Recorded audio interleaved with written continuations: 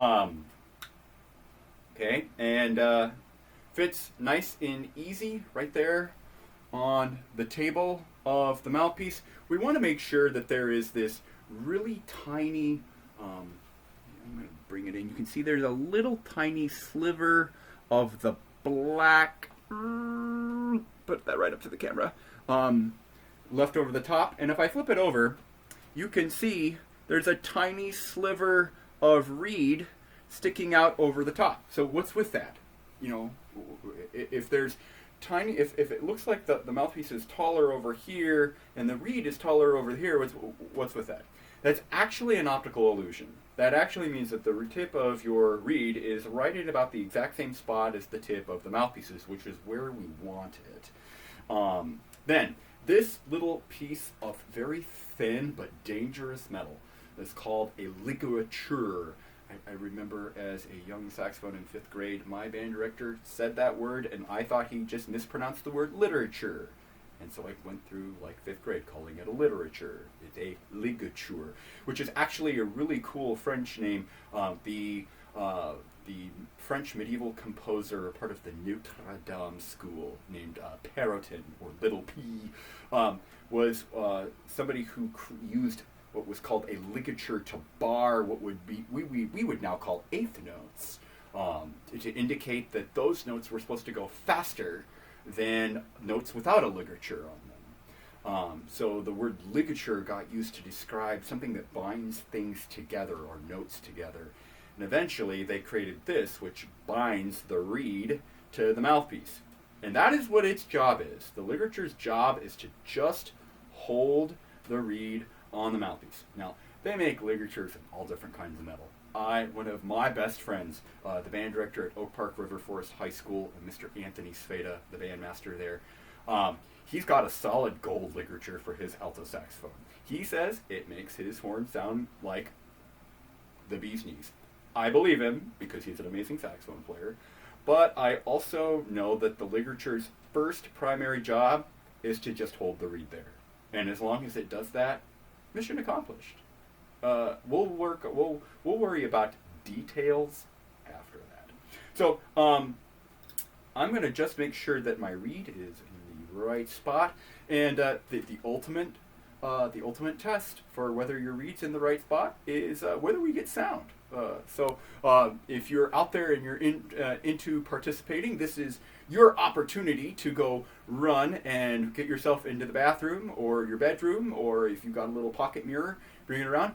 We're going to go ahead, for those of you playing at home, take your 2 fingers like this, and you're going to push your bottom lip over the top of your teeth like so. Okay? Because if your teeth touch that little piece of wood, this instrument is going to shriek loud enough and clear enough and nasty enough that the dead are going to get up. All right? And I know tomorrow's Easter, but we don't need a resurrection just yet. Okay? So we want to keep the bottom lip over the top of your bottom teeth. And then you're going to rest your top teeth, right? We're not doing this. We're not curling that top lip over.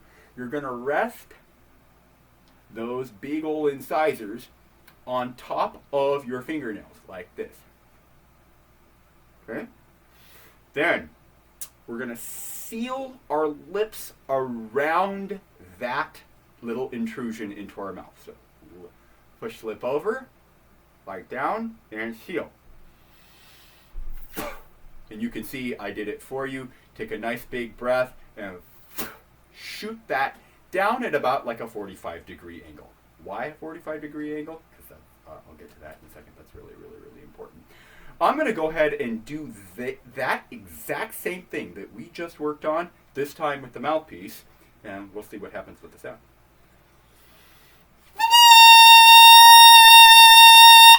Ta-da! Okay, our reed seems to be vibrating. We're getting a pretty good sound. Let's go ahead and start to push the clarinet back together. You'll remember that the next piece down is called the barrel. Remember, we're not aging Jack Daniels in this or anything like that. And we're not going to fire a gun or whatnot, but this is the barrel, and it connects into that cork on the mouthpiece to create a nice tight seal. We're going to push those all the way together so you can see it's like one piece now. And let's do the same thing again that we just did with our fingers. See if we can get another good sound here.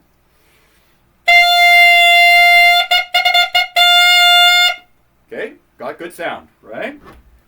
Now we're going to take the mouthpiece and barrel combo together, and here is our top joint.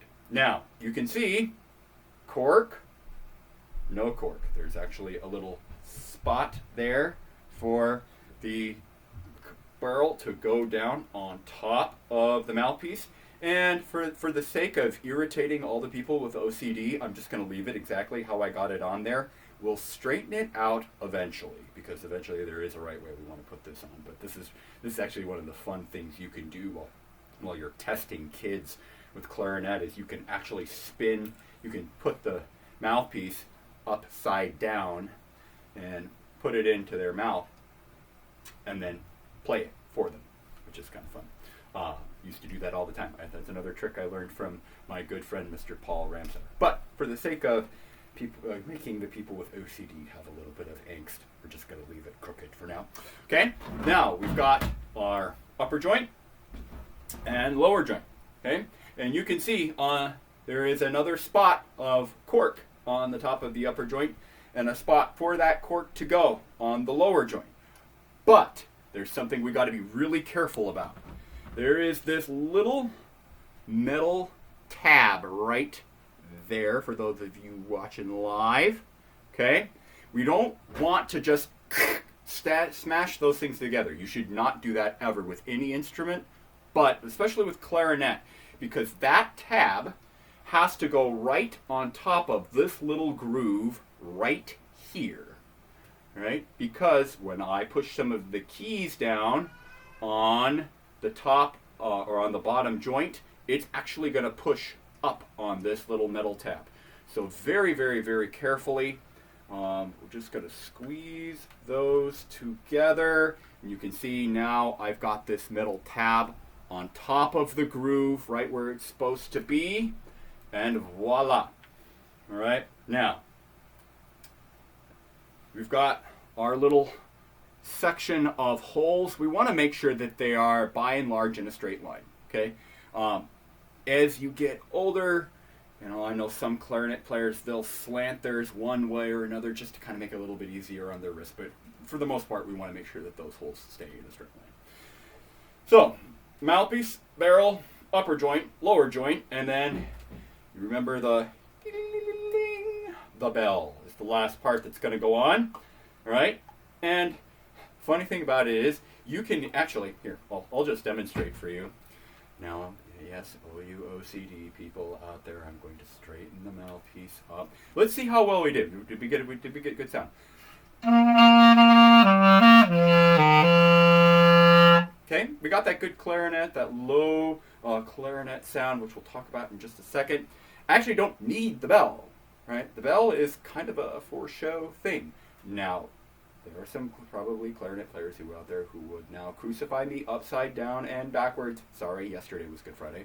That the bell actually helps keep things in tune. If all the pads on the clarinet are closed, then the bell is actually really, really important because that's where the sound is coming out.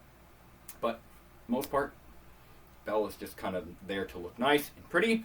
And I had a former band director who always used to say, put your label or your logo on the bell out so it just looks prettier. I don't know. It's cosmetic. All right, so now our clarinet is together, and we're going to talk. You heard me mention earlier that the clarinet is actually like two instruments in one, and that is because it is the modern clarinet actually prior to say the 1700s. We'll give it a nice round date. Was actually they would have used two separate instruments to create the two separate registers or two separate sounds that a modern day clarinet can do. Remember that clarinet, the band director's best friend, covers high parts, covers low parts, covers the parts in the middle. We split them up into like 5 different categories, and bada bing, bada boom. Do you even need the rest of the band? Yes, you need the rest of the band. Sorry, I'm just saying, trying to pump those clarinet players' egos. So the clarinet, you'll notice on the back, has this key right here. Lots of other woodwind instruments have this key too, but the clarinet, this key on the clarinet does something different than other woodwind instruments. On an oboe or on a saxophone or on half a dozen other reeded instruments like the clarinet, this creates a jump and an octave, right?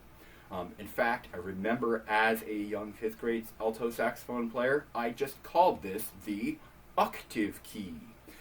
Well, guess what? On a clarinet, it's not an octave. It's an octave and a fifth. So, whereas this is the fingering for a C, your thumb in the back, 1, 2, 3. If I push that register key down, it all of a sudden becomes a high G, an octave and a fifth above that C, which for young clarinet players can be kind of confusing. For a young alto saxophone player, you know, oh, this is a G, and I push the register key down, and it's still a G. Isn't that great? Not like that for clarinet players, you poor clarinet players. So that shifts the clarinet from the low register to the high register. And those two registers have very cool French names. You might recall I said yesterday the Germans are kind of the people who invented the valves for the trumpets. Well, the modern day clarinet is really more French in origin. So the bottom register for a clarinet, which is where we start most of our young paper, is called the chalumeau. Okay, and I love to say that word because it's one of those beautiful French words. And the chalumeau was actually an instrument that looked basically like a recorder. Can you imagine the body of a recorder with a clarinet mouthpiece on the top? Open, hold. Anytime air squeaked out, you could have had that awful recorder-like shriek, but they were using a reed and a mouthpiece instead. Okay, so that was the chalumeau. Now, if I push that register key and force the clarinet into its upper register, that is called the clarion.